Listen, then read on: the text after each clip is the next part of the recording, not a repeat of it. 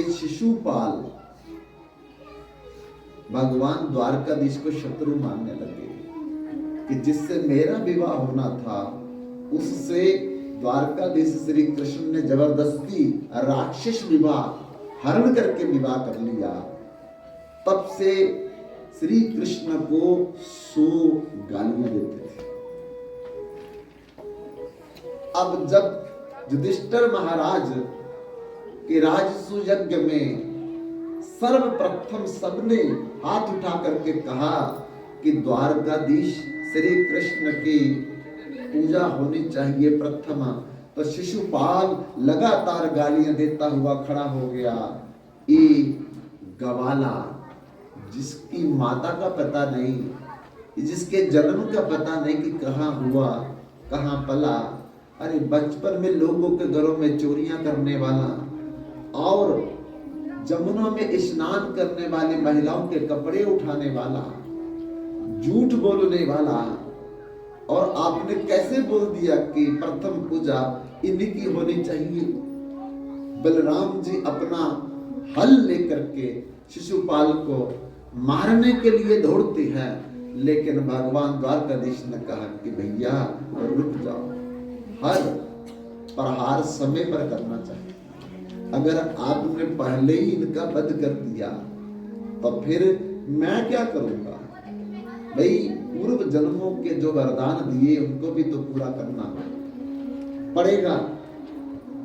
तब बलराम जी को भगवान ने रोक लिया और लगातार शिशुपाल बड़ी सभा में भगवान को गालियां दे रहा है। जब 99 गालियां पूरी हो गई और द्वारकाधीश भगवान ने कहा, शिशुपाल सावधान, अब तुमने 99 गालियां मुझे एक दिन में दी है और मैंने अपने बुआ से वचन दिया है कि जिस दिन शिशुपाल एक ही दिन में 100 गालियां से ज्यादा मुझे गालियां देगा तो मैं इसका वध कर दूंगा।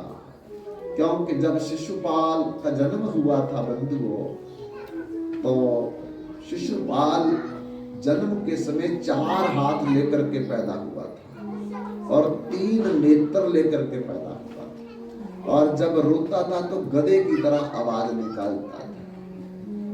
माता पिता दुखी हो गए और एक दिन इस बच्चे से दुखी होकर के मन बनाया कि इस बच्चे को समुद्र में फेंक देंगे, और अर्धरात्रि को उठ करके बच्चे को समुद्र में फेंकने के लिए जा रहे थे।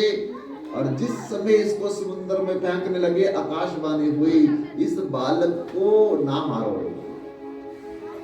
ये बड़ा बलशाली होगा, ताकतवर होगा, धनवान होगा और बड़े बड़े राजाओं का मित्र बनेगा। लेकिन माता पिता ने कहा कि 4 हाथ वाला बालक और फिर 3 नेत्र वाला बालक और फिर गधे की तरह रोने वाला बालक हम अपने घर में कैसे रखें।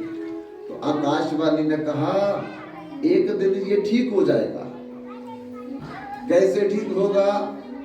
तो आकाशवाणी ने कहा कि तुम्हारे घर में कोई भी इस बालक को जब देखने के लिए आएगा तो इस बालक को देखने वाले की गोदी में रखना। एक दिन कोई ऐसा शख्स आएगा जिसकी गोदी में बालक रखोगे, इसके 2 हाथ भी चले जाएंगे, एक नेत्र भी चला जाएगा और बड़ा मधुर हंसने और रोने लगेगा और बोलने लगेगा। लेकिन वही व्यक्ति जिसकी गोद में ये बालक रखने से अपने 2 हाथ अंतर्दान करेगा, एक आंख अंतर्दान करेगा और मधुर भाव में रोएगा, हंसेगा, बोलेगा, वो इसका वध भी करेगा। तब माता पिता ने सोचा कि पहले कम से कम बालक तो ठीक हो जाए, फिर जिसकी गोद में ये ठीक होगा तो देखेंगे वो कौन है, उससे हम निवेदन करेंगे कि हमारे बच्चे का वध मत करना। बालक को घर ले आए और कोई भी जब देखने के लिए आए शिशुपाल बालक को, तो माता पिता उसकी गोद में रख देते हैं एक दिन बंधुओं द्वारकाधीश श्री कृष्ण अपनी बुआ से मिलने के लिए जब आए तो बुआ ने इसी शिशुपाल बालक को भगवान द्वारकाधीश की गोद में रख दिया। गोद में रखना ही था, 2 हाथ अंतर्धान हो गए, एक नेत्र अंतर्धान हो गया और बालक बड़े सुंदर मधुर आवाज में रोने लगा। माता पिता बड़े खुश हुए कि बच्चा बड़ा सुंदर हो गया, आवाज बड़ी सुंदर हो गई। पर दुख एक बात का कि श्री कृष्ण ये मेरे पुत्र का वध करेगा। आकाशवाणी ने तो यही कहा था। तब मां ने कहा, श्री कृष्ण ये शिशुपाल तो तेरा भाई है और तू अपने भाई का वध करेगा आगे चल करके। श्री कृष्ण ने कहा कि बुआ आपने कैसे बोल दिया कि मैं इसका वध करूंगा, आकाशवाणी ने बोला था। तब द्वारकाधीश श्री कृष्ण ने कहा कि अगर कोई ये अपराध नहीं करेगा मेरे प्रति तो मैं क्यों इसका वध करूंगा। अगर फिर भी मां आपको संदेह है तो मैं इसे 100 अपराध माफ करूंगा। एक समय में 100 अपराध अगर करेगा मैं इसे माफ करूंगा।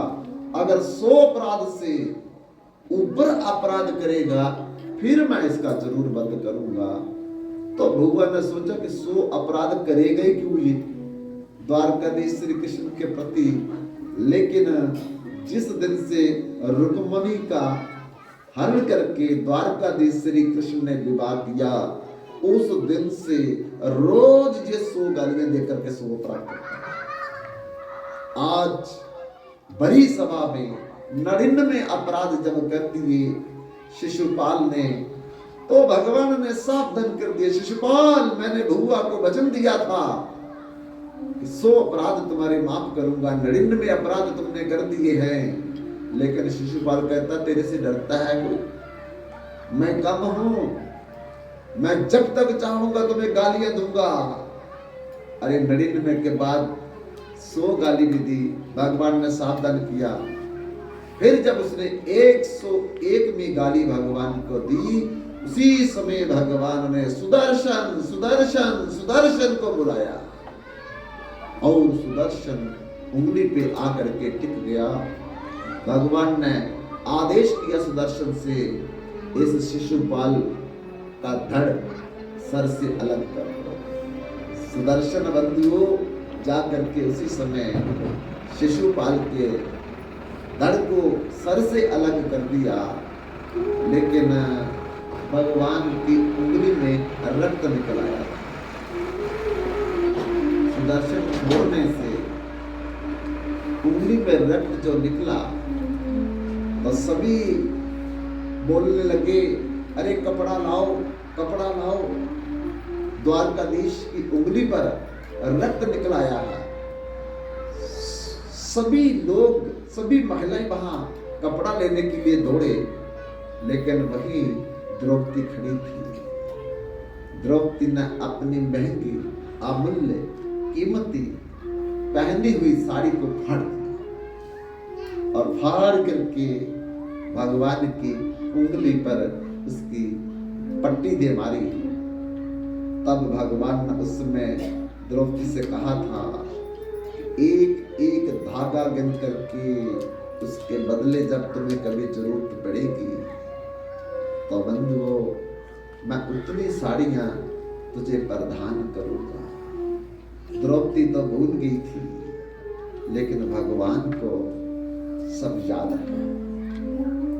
30 लाख कौरवों की सभा में जब युधिष्ठिर महाराज अपना इंद्रप्रस्थ हार गए, अपने भाइयों को हार गए, अपने आप को हार गए, तब शकुनी ने कहा युधिष्ठिर अभी भी तुम्हारे पास एक अमूल्य वस्तु पड़ी है, अगर तुम उसको दांव पे लगा दोगे और दांव अगर तुम जीत गए मैं सब कुछ वापस कर दूंगा। युधिष्ठिर महाराज से सबसे बड़ी गलती हो गई है। इंद्रप्रस्थ को लगा दिया कोई बात नहीं, भाइयों को लगा दिया कोई बात नहीं, अपने को भी लगा दिया कोई बात नहीं, लेकिन जिस द्रौपदी से 7 फेरे लेकर के अग्नि के समक्ष, ब्राह्मणों के समक्ष, समाज के समक्ष वर्ण किया था, पानी ग्रहण किया था, उसको जब दांव पे लगा दिया तो पृथ्वी हिलने लगी थी। उस समय अंबर हिलने लगा था, क्योंकि युधिष्ठिर महाराज धर्म के अवतार थे। धर्म के अवतार कैसे बने? अभिशाप के कारण। और धर्म के अवतार होकर के अधर्म का कार्य इनसे आज हो रहा था। कैसे? केवल जुआ खेलने के कारण। इसलिए बंधुओं, मनोरंजन के साथ भी जुआ खेला जाए, खेल खेल में भी जुआ खेला जाए, तो किसी समय ऐसी जगह पर ये खड़ा कर देता है कि पूरे घर को बर्बाद कर देता है। तो पैसा लगा करके जुआ नहीं खेल रहे थे, राजा लोग मनोरंजन के लिए खेलते हैं। धृतराष्ट्र ने मनोरंजन के लिए बुलाया था, चौसर खेलने के लिए, लेकिन मनोरंजन करते करते करते करते करते देखो पूरा अपना इंद्रप्रस्थ राज्य दांव पे लगा दिया, अपने भाइयों को एक एक करके लगा दिया, अपने आप को दांव पे लगा दिया। जहां तक तो ठीक रहा, लेकिन जब द्रौपदी को दांव में लगा दिया बंधुओं, तो उस समय युधिष्ठिर महाराज से ये बड़ा भारी अनर्थ हो गया और युधिष्ठिर हार गए द्रौपदी को। तब दुर्योधन ने अपने छोटे भाई दुशासन को आदेश किया, जिसके अंदर 10,000 हाथियों का बल था। दुशासन, द्रौपदी अब महारानी नहीं है, वो महारानियों जैसे कमरे में नहीं ठहर सकती, अब वो दासी बन चुकी है। और उस दासी को बुला करके सब सभा में लिया। दुशासन 10,000 हाथियों का बल रखने वाला द्रौपदी के कक्ष में गया। पहले तो भाभी जी बोलता था, आज उसने बड़े कटु वचन से आलोचना करते हुए द्रौपदी को बुलाया। हे दासी, द्रौपदी समझ गई, ये आज मेरा देवर बनकर के नहीं आया, आज कुछ अनर्थ करेगा। इसलिए भर प्रयास दुशासन को समझाने का प्रयास किया द्रौपदी ने, लेकिन दुशासन ने एक भी द्रौपदी की नहीं सुनी। यही बात बोली कि तुम दासी हो, तुम हारी हुई वस्तु हो, अब हम तुमको कहीं भी ले जाएं, तुमको संकोच नहीं होना चाहिए, और चलो मेरे साथ 30 लाख लोगों की भरी सभा में मेरे भाई दुर्योधन ने आपको बुलाया है। द्रौपदी ने बड़ा समझाया, मुझे इस समय वहां जाना नहीं चाहिए, क्योंकि वो पुरुषों की सभा है, महिलाओं की सभा में जाना मेरा उचित नहीं है। लेकिन दुशासन ने एक नहीं सुनी। तब द्रौपदी ने अपने बचाव के लिए वहां भागना शुरू किया, लेकिन दुशासन ने पीछा करके येन केन प्रकारेण द्रौपदी को बालों से पकड़ लिया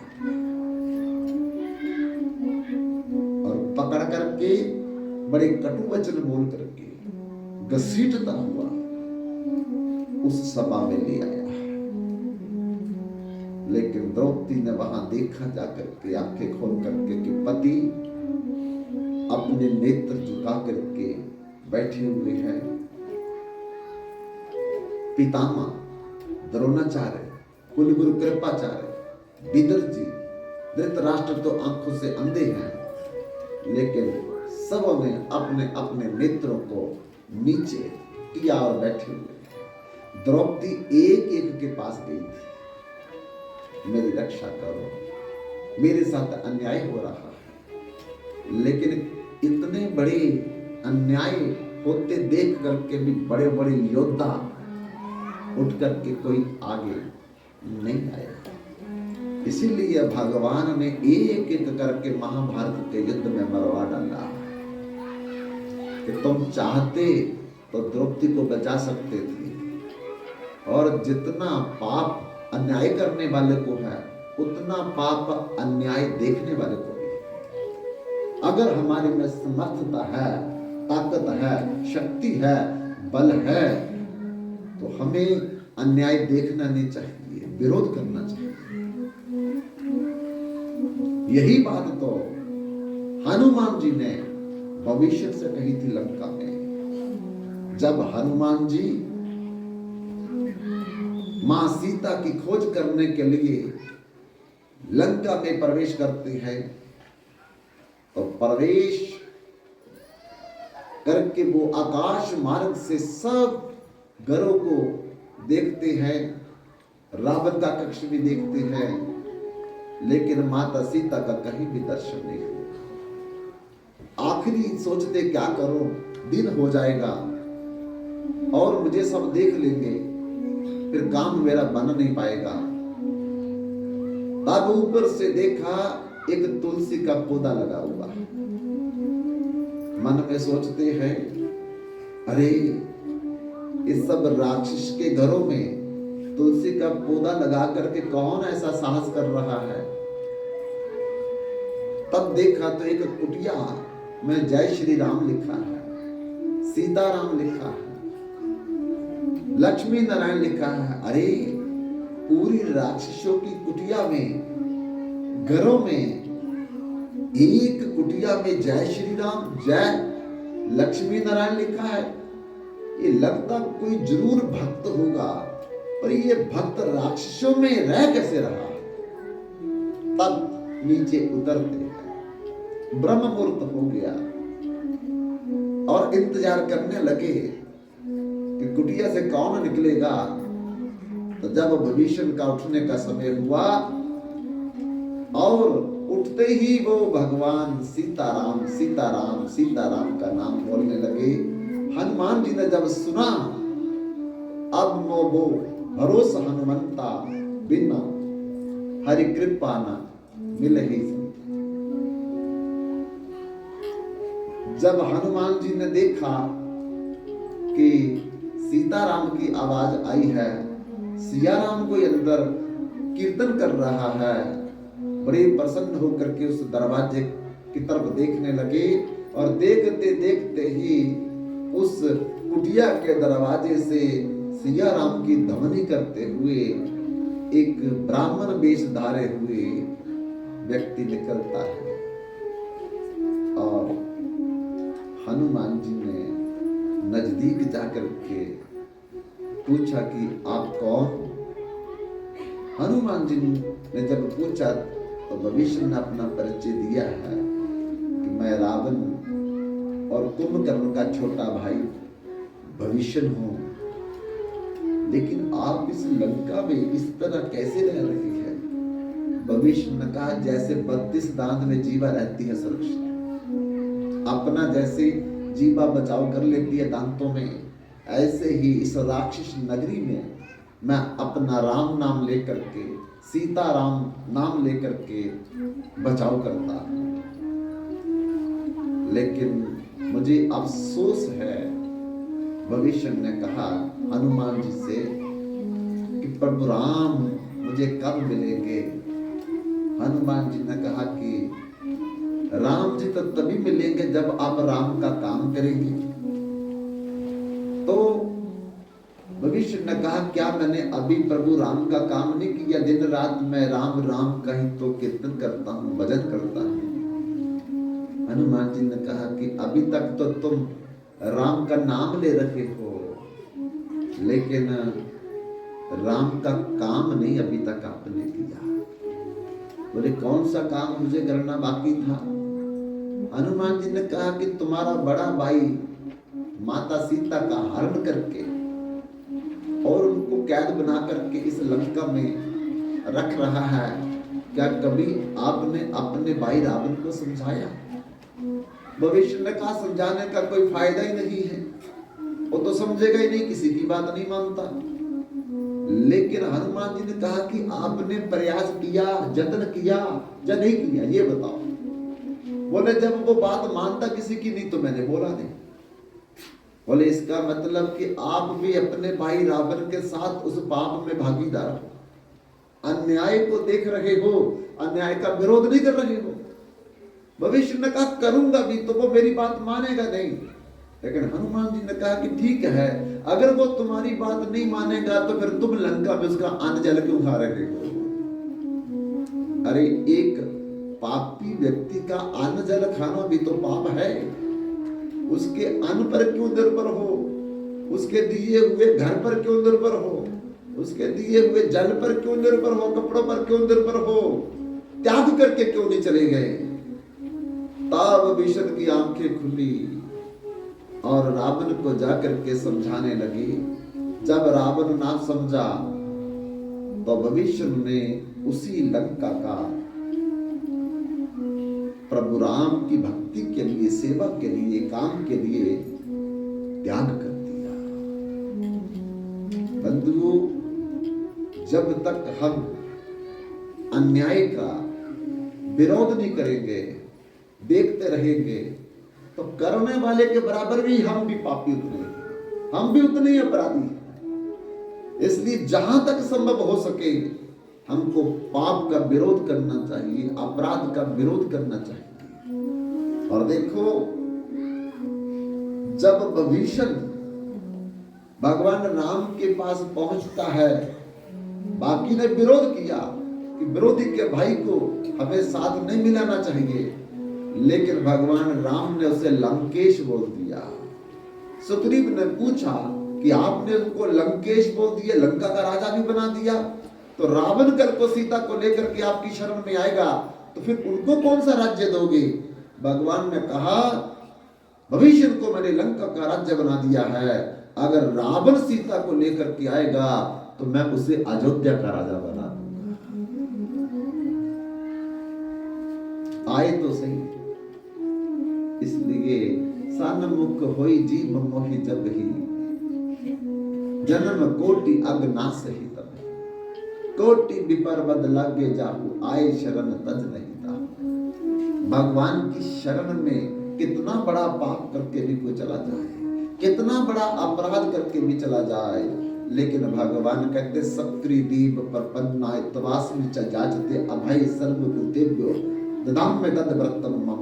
मेरी प्रतिज्ञा है, मेरा वचन है कि मैं उसे गले लगा लूंगा, अपनी शरण दे दूंगा, पर आए तो सही